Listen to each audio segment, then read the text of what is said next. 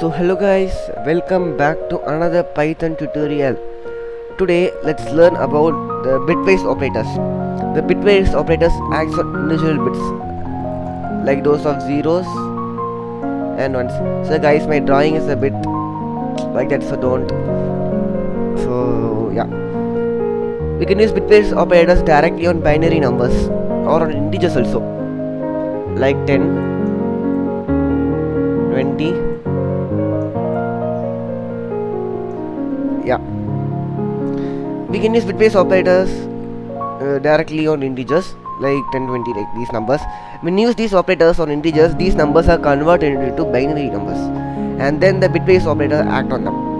The result given by the operators are always in the form of integers. We use the decimal number to count in our daily life, which consists of numbers from 0 to 10 decimals, but computers use just 2 decimal points, that is 0 and 1. So this is called binary digits or bits. All the values are represented only using these 2 bits. It is possible to convert a decimal number into a binary number. Let's just learn the step.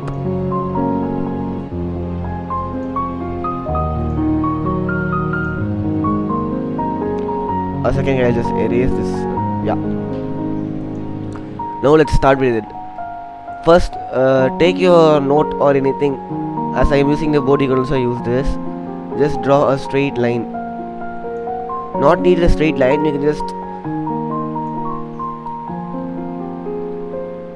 A second, guys.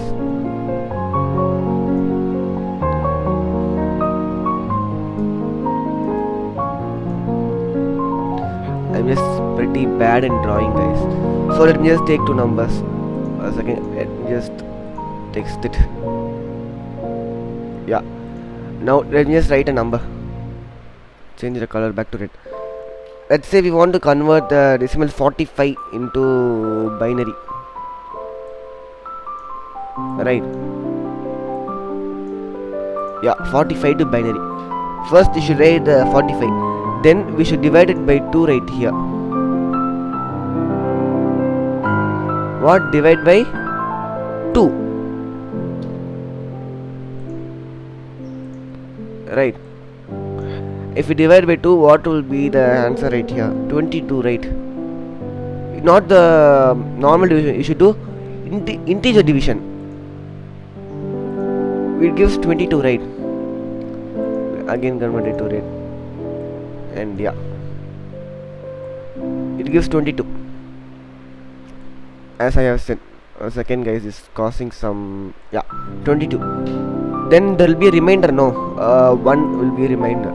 So the 1 will be written as here. Let me just write it in white color, so it will be better.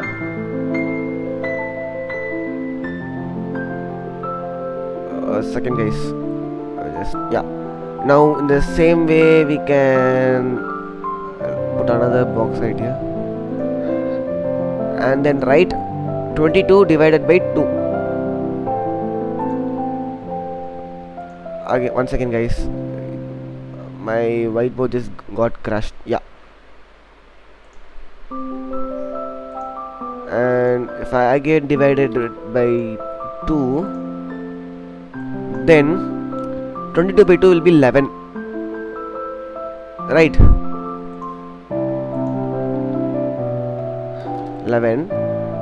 With the remainder 0. Right.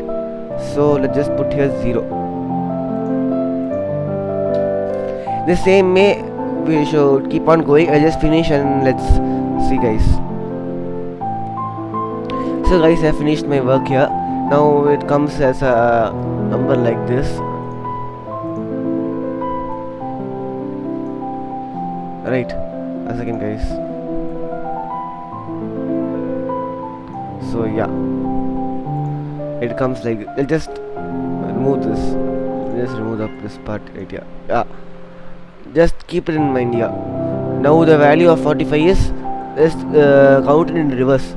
Value of 45 is 10110 1. Now this is the value of 45. 101101. So this is how we convert decimal to binary to decimal. Right, now let's go into a Python window right here, and let's start with the bitwise operator. Once again, guys, now guys, we'll just have 3 operators remaining, and yeah, now let's start. Bitwise operator. First, let's take a number like some 10, right? A equal to 10. Now let's write 10 in binary, guys. So when we divide 10 by 2, answer will come as 5. So with the remainder 0. So we can write first 0 here and go back again. Then 5 by 2 will be 2 with the remainder 1, so 1. And let's go back, and 2 by 2 will be 1 with the remainder 0. And now 1. Now this will be the value of 10, guys. 1 0 1 0 will be the value of 10. Right. Now let's start. First, the bitwise complement operator. This symbol right here. This symbol. This operator gives the complement form. This operator is pronounced as tilde. The complement form of a positive number can be obtained by changing zeros and ones. Zeros as ones and ones as 0. The complement operator is performed by the NOT gate circuit.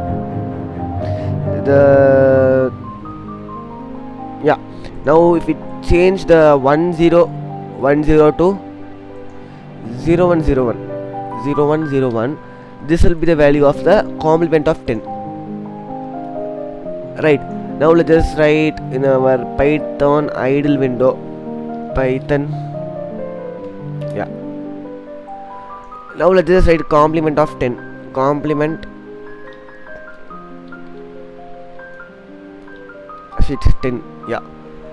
10 will be minus 11 because 0 1 0 1 will be represented as minus 1. But in our computer usually should have some 8 bits, guys. So 1 2 3 4. So it should be like 2 8, then 1 2 3 4. Yeah, so now it will be like this. This is the thing. Now let's just put 0b.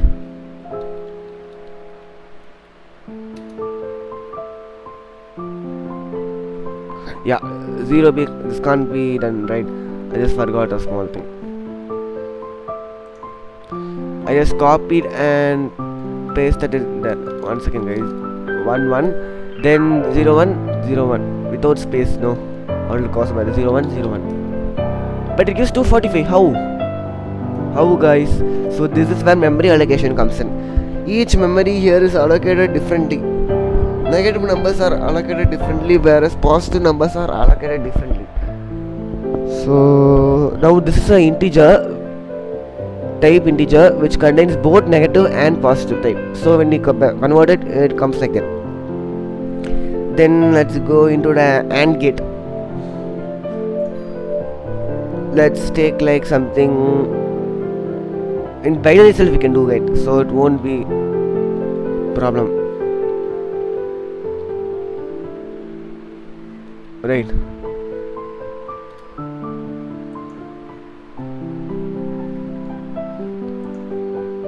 Yeah. Then AND. What will be next? AND. So this AND will be this symbol on shift 7. This operator is called ampersand. We can write the ampersand operator. Right. Not here. After this, I just got a bit confused. Now you can write something like 1 1 0 0 1 1. Now what AND does is if both the first value of here and not this will be not this value and this value is 1, it will return 1. Here is 0 and these two are 1, so it will return 1. Like that it happens. So if we print enter, it comes as 42. In the same way, OR operator. What it does is, let me just show you the OR operator.